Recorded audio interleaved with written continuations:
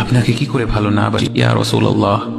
যখন আপনি আমাকে ভালোবেসেছেন সেই 1400 বছর আগে, যখন আপনি আমাকে মিস করতেন, আশা করতেন যেন আমার সাথে দেখা করতে পারেন, অথচ তখনও আমি জন্মই হইনি।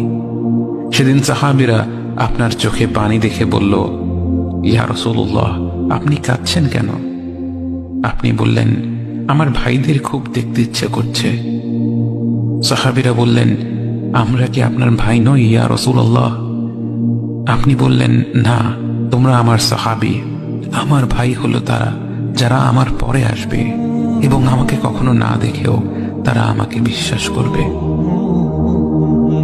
মৃত্যু শয্যায় শুয়ে আপনার অন্তরে এই চিন্তা ছিল যে আমাদের পরিণতি কি হবে। উম্মতি উম্মতি বলতে বলতে আপনি আপনার রবের নিকট ফিরে গিয়েছেন।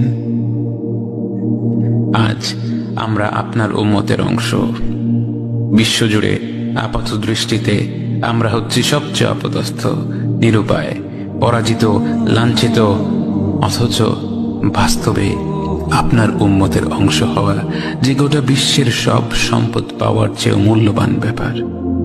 আজ আমার মনে যত আশা, যত আকাঙ্ক্ষা, যত স্বপ্ন, যত চাহিদা, সব কিছু পেয়ে গেলেও নিজেকে এতটা সৌভাগ্যবান মনে করতাম না যতটা মনে হয় আজ আপনার উম্মতের একজন হতে পেরে। কাল হাসরের ময়দানে যখন গোটা মানব জাতি এক নবী থেকে আর এক নবীর কাছে ছুটে যাবে, আল্লাহ যেন বিচার প্রক্রিয়া শুরু করেন এবং প্রতিটি নবী নাফসি নাফসি বলে মানুষকে ফিরিয়ে দিবে।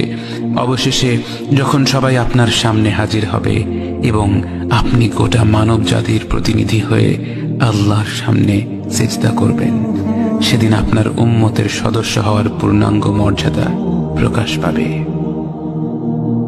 ইয়া রাসূলুল্লাহ, আপনাকে কেন এত ভালোবাসি তা তো ভাষায় প্রকাশ করা যাবে না।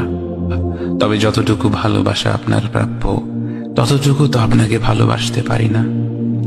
কথায় আপনাকে যতটা ভালোবাসি, কাজে তো তেমন করে ভালোবাসতে পারি না। আপনার সুন্নতের অনুসরণ করি ঠিকই, কিন্তু ভিন্ন মতের অনুসারীদের সাথে ঝগড়া না করে থাকতে পারি না। ইবাদতটা নিয়মিত করতে পারলেও এবাদতে আপনার মতো আন্তরিকতা আনতে পারি না। বাহ্যিক বিষয়ে আপনার অনুসরণ করতে পারলেও চারিত্রিক দিক থেকে তো আপনার কাছ থেকে শিক্ষা নিতে পারি না। মুখে আপনার প্রতি সালাওয়াত পেশ করলেও কাজে কর্মে উম্মতে মুহাম্মদ হিসেবে আপনার সম্মানটা রক্ষা করতে পারি না।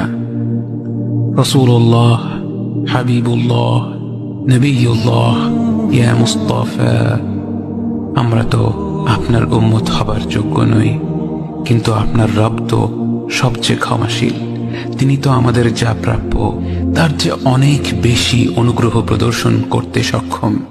আপনি আমাদের যতটুকু ভালোবেসেছেন তিনি তো আমাদের এর চাইতেও বেশি ভালোবাসেন।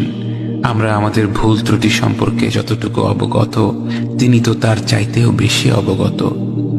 আমাদের রবের অনুগ্রহের দিকে তাকিয়ে অন্তরে আপনার প্রতি যতটুকু ভালোবাসা রয়েছে সেই ভালোবাসার দিকে তাকিয়ে আজ বুকে আশা বেঁধে রই, খুব শীঘ্রই আপনার দেখা পাবো ইয়া নবী আল্লাহ।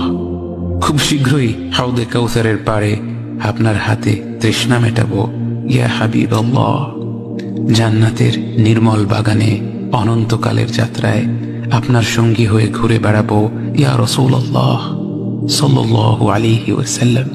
লা ইলাহা ইল্লাল্লাহ মুহাম্মাদুর রাসূলুল্লাহ আলাইহি সালাতুল্লাহ ওয়া আলিহি ওয়াল আহিব্বা।